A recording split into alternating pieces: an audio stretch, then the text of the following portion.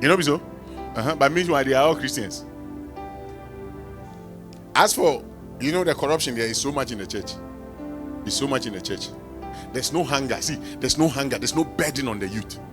Especially in this nation. Christianity in this nation, it needs a revival. Christianity in Ghana needs what? Revival. It will need revival because the youth, there's not much hunger in the youth. And you see, unfortunately for us too, messages from some of the, so-called, are even causing us to even be more lukewarm. This Ghana, if we compare ourselves to our brothers in Nigeria, that's where we go to get fire from. Anybody who is looking for fire, you have to travel to Nigeria to get fire. You can't get it in Ghana here. Because check history, you check Nigerian church history and check Ghanaian church history and even check current now and listen to some of the messages the fathers are preaching. They make nonsense of prayer. I heard some time ago one say that when they pray is monosyllabic. So come and let's do monosyllabic.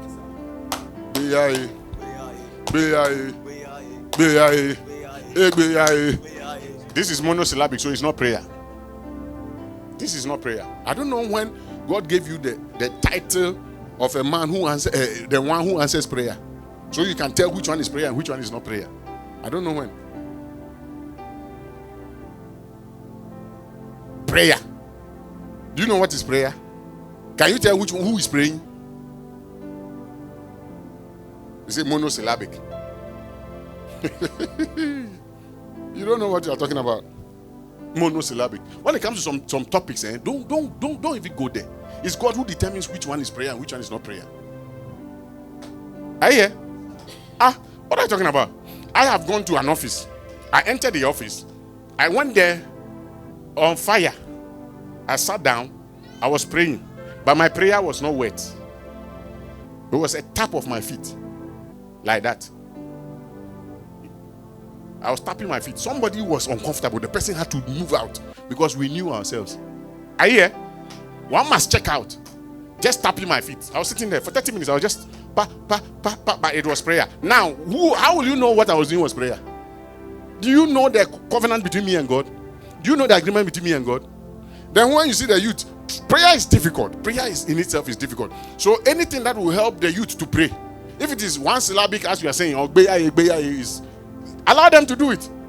When you all started, is that the way you are doing ministry now? Is that how you started?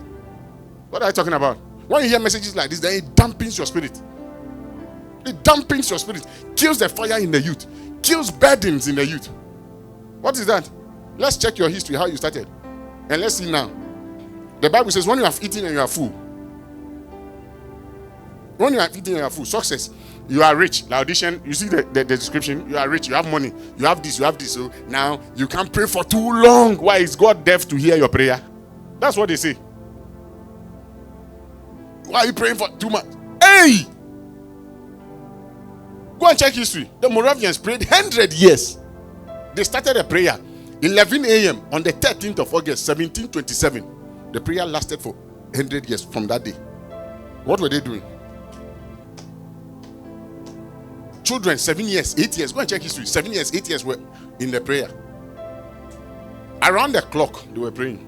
If it's today, they will tell you all kinds of theology. They will bring all kinds of teachings, all kinds of whatever to discourage you from praying. Meanwhile, the apostles says we'll give ourselves to what? Prayer. Check. You see the problem? The problem now is that when you have gone to school too much, we use that to run a church. You can run a church minus prayer. You can run a church minus the spirit, and it will look good. Because it's just gathering. Motivate the people, give them philosophy, give them common sense, things that appeal to what? The soul. That's all. Nothing spiritual. And they will come. They will come. They will come. What are you talking about? And that is the problem we have to fight. Already we are fighting the error. And now we have to fight some messages and cut through. Go and check Nigerian history. You know Babalola? I heard some things about that man. I said, Kai, this is not a human being. But he lived in Nigeria in the 1930s. This man went to a village to go and preach. The chief didn't want him to preach. Because apparently the next village, he had done chaos there. He had scattered the whole village. And then word got to the next village that, The man is coming home. So when the man got to the village, the chief sent a message to tell him that, hey, we can't allow you to preach the gospel here. He said, okay, no problem. And then he did something and he was returning. When he started going, the chief was convicted. The chief didn't speak to him. He now sent him back. He said, go and call him to come. Now when he came, do you know what happened? The man preached. And people were saved.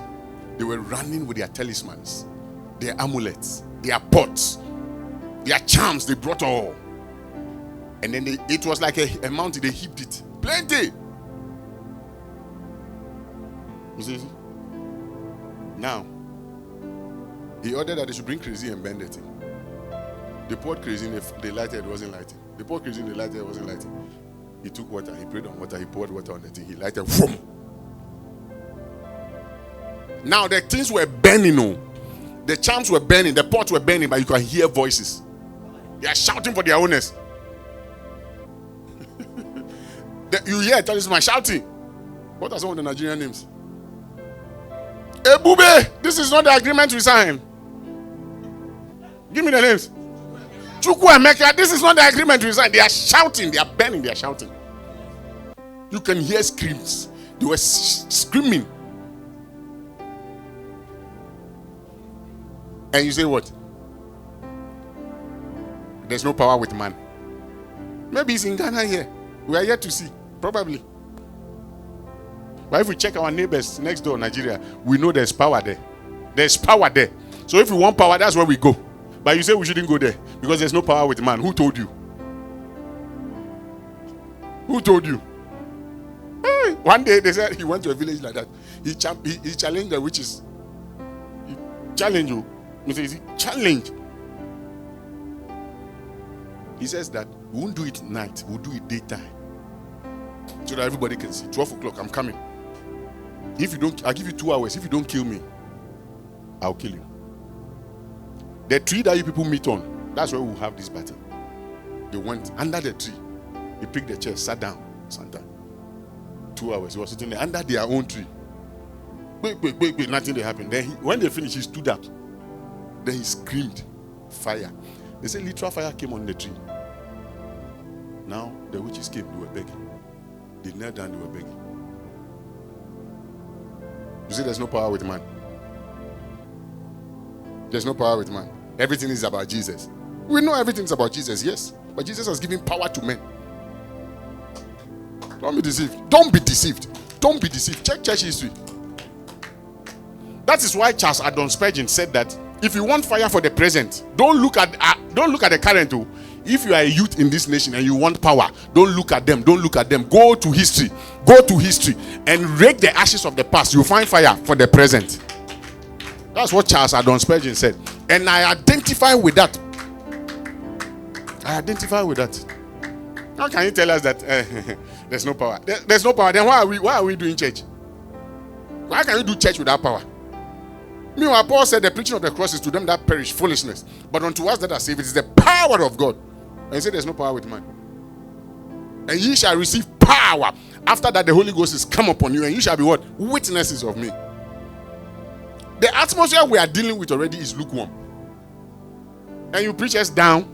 No. We need hunger. We need burdens. We need fire for our day to day. We need fire. Hey! Do you know what is happening? Go to the secondary schools. Go and see what is happening. Go. Go and see. We need to save our youth. We need to save them. I'm bad, you know. Sure. The baton. Check history. The baton. You see, this thing is a marathon. And it's a relay. This Christian work, you see, it's handed from Ephesus to Smyrna to Pergamos to Thyatira to Sardis to Philadelphia to Laodicea. Now in our day, where is the baton? The baton from the fathers. The first century fathers, the apostolic fathers, the church fathers. It has traveled down. When you go to our stage, our fathers have either thrown the baton into the bin or they are hiding it. They are treating us with kids' gloves. The things that made them who they are now, they are discouraging us from going through that same. And they are telling that Jesus has done it. It's all been done. You don't need to pray too hard. You don't. Where is consecration? Yes, we don't dispute the fact that grace has done it, but that grace is just the beginning. This is just the beginning. He has saved you by grace. Now you have to work it out.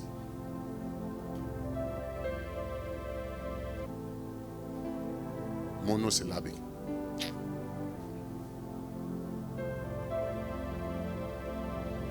Oh.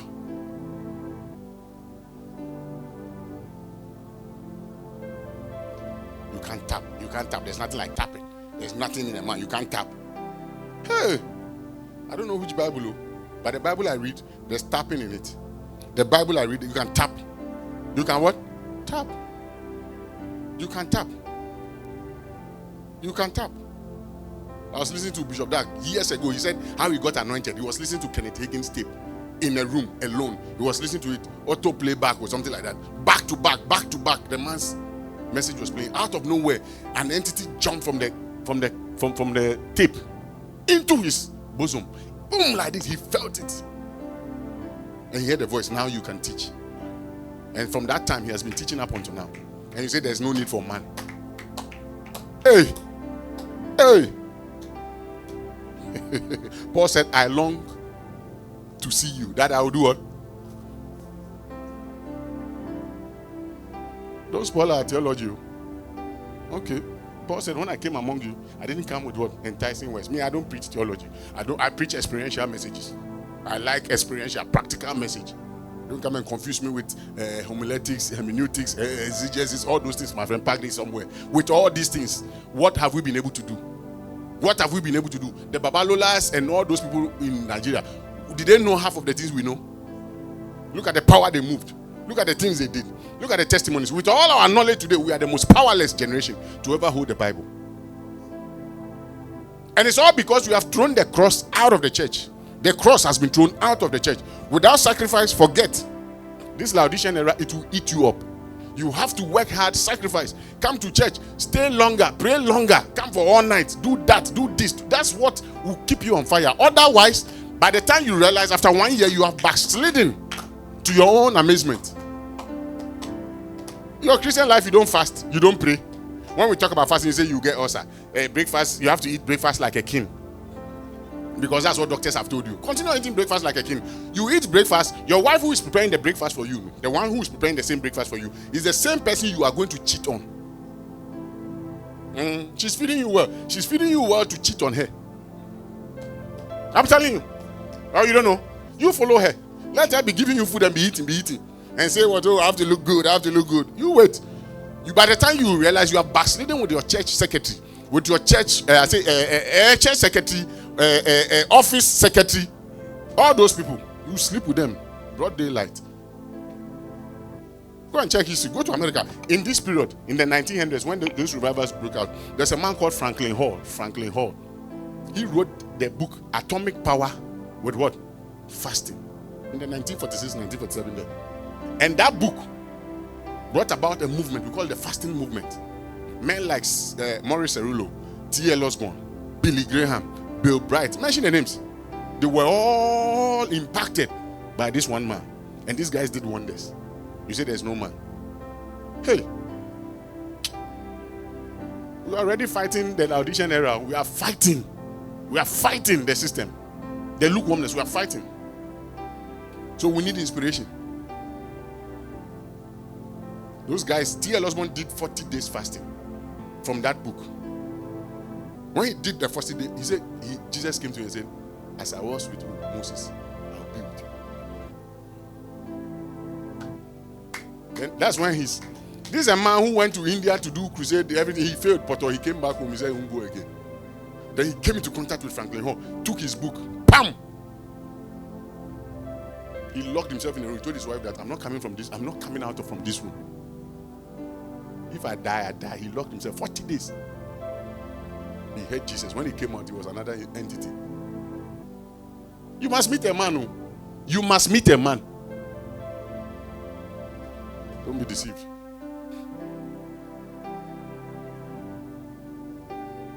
You will never be confused.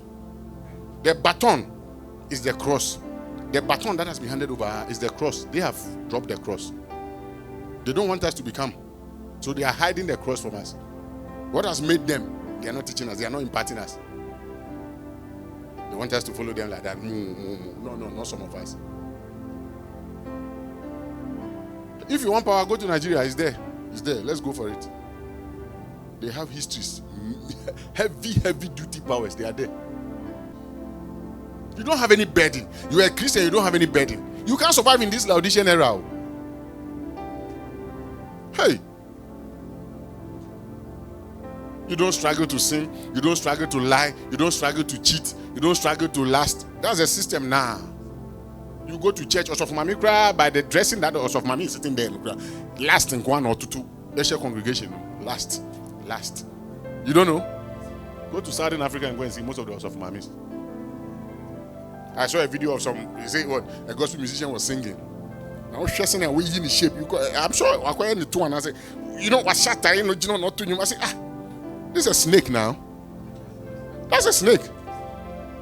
Seducing the men. That's Jezebel on the pulpit. Somebody went to church like that, was leading praise and worship. He's in America. Was leading praise and worship. Was leading and then he was dancing around and then the breast, one breast came out of the dress. That's a minstrel leading us into the throne room. He was leading prayer. It came out.